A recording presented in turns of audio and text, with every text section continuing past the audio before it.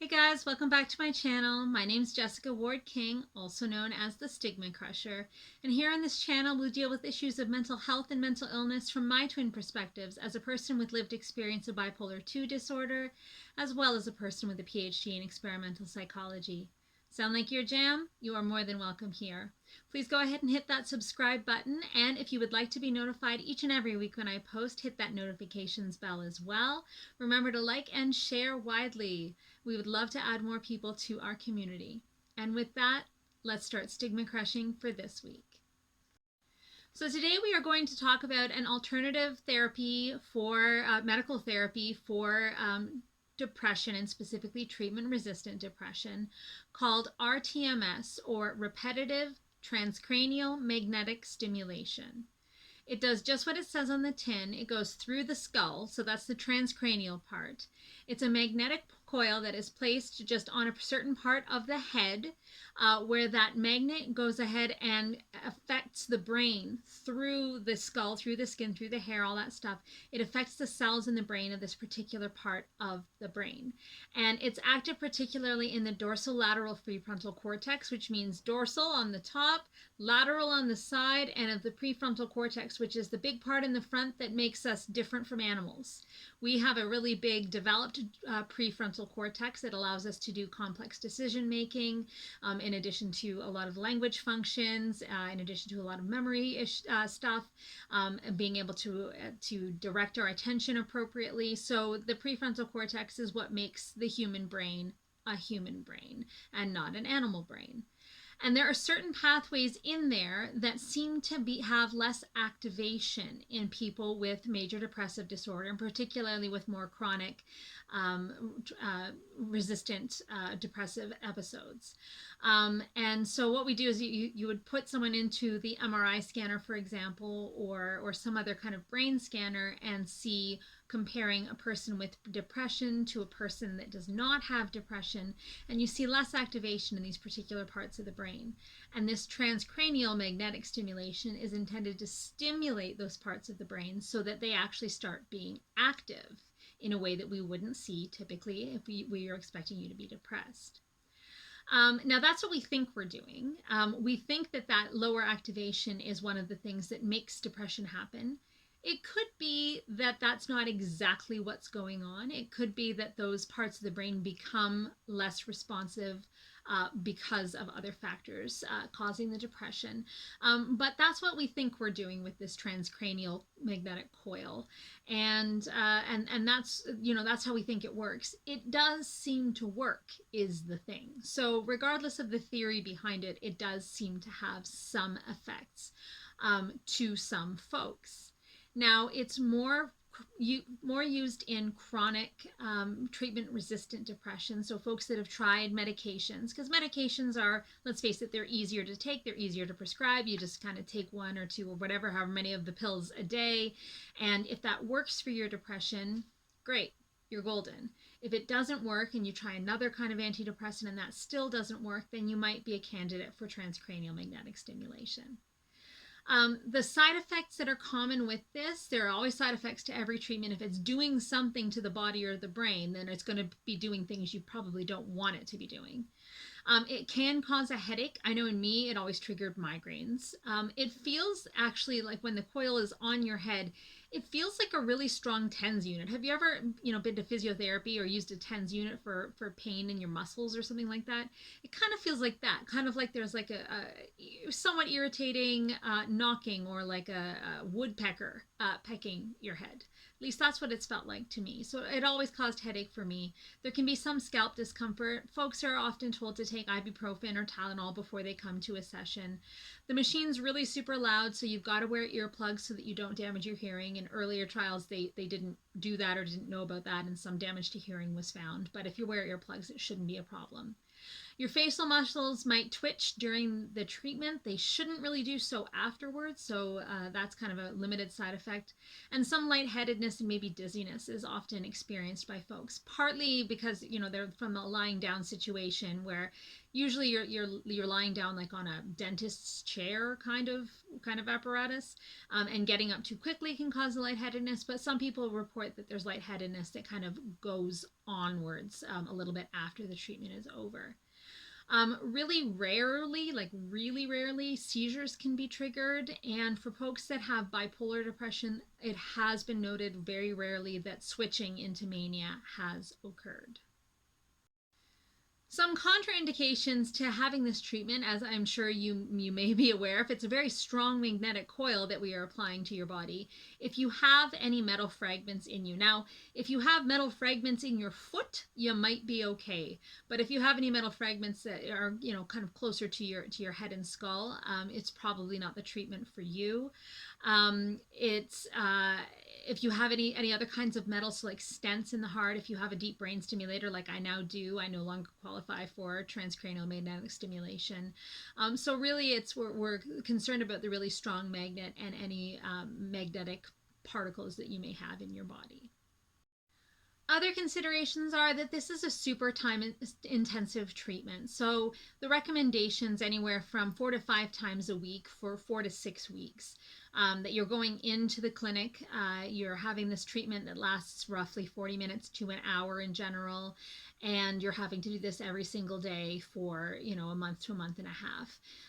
Folks that whose employment doesn't allow them to do that, who other considerations, logistics and life don't allow them to do that, wouldn't be able to access this treatment. Because there is a clinic component, there's also a cost that's not often covered by insurance. That might be a factor that makes it difficult for some people to access. So it's not a super accessible treatment. It's also, it's popping up in major cities. This has been about a 20-year-old treatment now, which is pretty young in terms of treatments. And if you're not living in a major urban center, you probably won't have any access to this. So that's another consideration for you. So if you are able to access this treatment, how it goes down is your first session will be a mapping session. So they use the coil to figure out where in your brain, where on your skull is corresponding to the right part of your brain. And they do this, first of all, by figuring out your motor threshold. So the parts of your brain that control motor feeling as well as movement are in right around the right region. So right kind of in the middle top of your brain here. And so they'll use the coil, they'll place it over that, and they'll wait till they see your hand or your thumb twitch.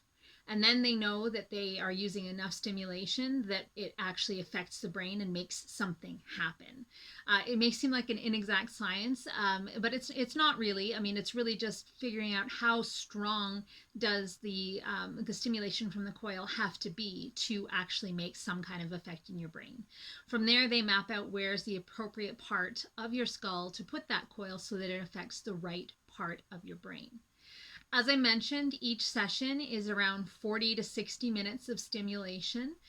There's no recovery time, so you can drive yourself to your session, you can get right back in the car and drive again after your session. Of course, after your first 2 or 3 sessions, wait and see how you're feeling. If you are like me and come down with a migraine pretty much immediately, I wasn't particularly wanting to drive myself with a migraine. So you may want to wait and see how it affects you and have an Uber or someone on call for those first couple of sessions. There is some indication, so it's used for, I mentioned, treatment-resistant depression, but there's some indication that the milder the depth of the depression. So if you're talking about depression, you're talking about, how high are the symptoms? How much disability is there in everyday life?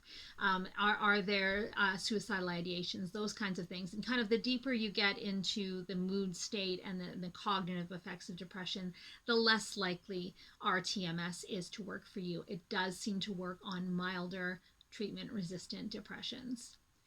Some of the positives to this treatment, the side effects that we typically see with antidepressant treatments, like weight gain, like gastrointestinal effects, nausea, vomiting, sexual side effects that we often see with antidepressants, as well as sedation. So quite often you'll take many antidepressants, not all, at night because they can be quite sedating.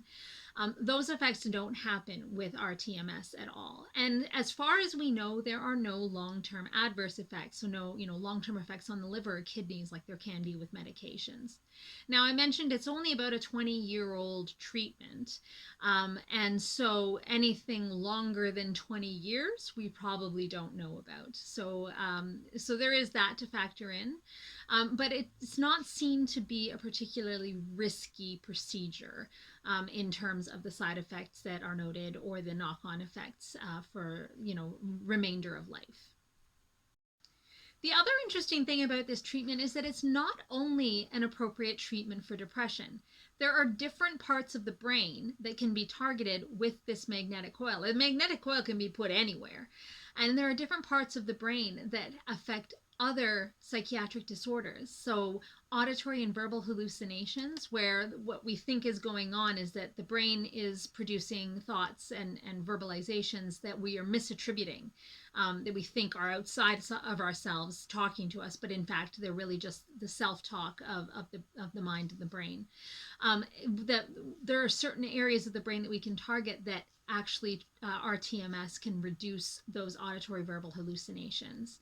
As well, the positive symptoms of schizophrenia, so hallucinations, delusions, paranoia, those kinds of things can also be targeted with rTMS put in different parts of the brain. Obsessive compulsive disorder has also been successfully treated with rTMS, again, a different part of the brain, and generalized anxiety disorder is also under consideration. So there's a lot more research going on into other areas of the brain that can be targeted and what those positive effects can be from rTMS to those different parts of the brain. So stay tuned for that. If you do struggle with one of those other disorders, there may be clinical trials going on. There may be university level trials going on that you might be able to get involved with if you're in an urban center where those are accessible to you. That would be at low or no cost. So do look out for that. Use the internet, let Google do the talking, and see what you might be able to find out. So there are a few variables to this one, to the repetitive transcranial magnetic stimulation. Variables like what kind of depression is treated or what kind of disorders are treated by it, what areas of the brain do we target, what are the best ones to target, those are still under investigation. What stimulation level do you use? And so usually they'll start at one stimulation level where they've done the thumb or the hand twitching test, but then they can increase the stimulation, and there's still some question about what is optimal stimulation for the brain. How long per treatment, how many treatments you have to have. Some folks who find relief with repetitive transcranial magnetic stimulation find that they need to have boosters, so they'll have the effect from the first 4 to 6 weeks of therapy, and then they'll find that their depression or their other disorder is coming back, and they have to go in for more sessions, more boosters, which can increase the cost. Of course, if it works and if you have the means, then it's a great therapy to use because of the lack of more dangerous side effects. But again, there are some limitations there as to who can get it. We still are looking at which brain areas are the best to target and which disorders that we can effectively target with this stimulation, but it's definitely one to watch. So I just wanted to add that into our list. We've talked about different medication treatments. We've also talked about electroconvulsive therapy on this channel. So look for those videos in the list. And if you are interested in more videos like this about different, more kind of alternative, not typical frontline drug therapies to depression, bipolar disorder, and other disorders, do let me know in the comments down below. I have had quite a few of them. We will be doing a video on DBS, or deep brain stimulation. I've got one of those in too. So I can tell you from more personal experience. I guess that's the last thing I wanted to say. My personal experience with repetitive transcranial magnetic stimulation was that it did not work for me. It caused serious migraines, and it didn't lift my mood or budge my anxiety either. So that's one that didn't work for me. But I have a more, it's a very chronic course, but it's also a bit of a deeper depression. So that mild, having the more milder depression wasn't me. So I perhaps wasn't the best candidate for it. So yeah, let me know in the comments down below if you'd like to hear more about this or other therapies, and I will see you next week in my next video. Take care, guys. Bye. Hey guys, editor's note about this one. If you are looking for more information on my ketamine journey that I introduced last week here on YouTube, do check me out on TikTok. You'll be following me through that entire journey through the entire month of November and onwards. We'll see if it works for me. And I hope to see you there. Take care. StigmaCrusher.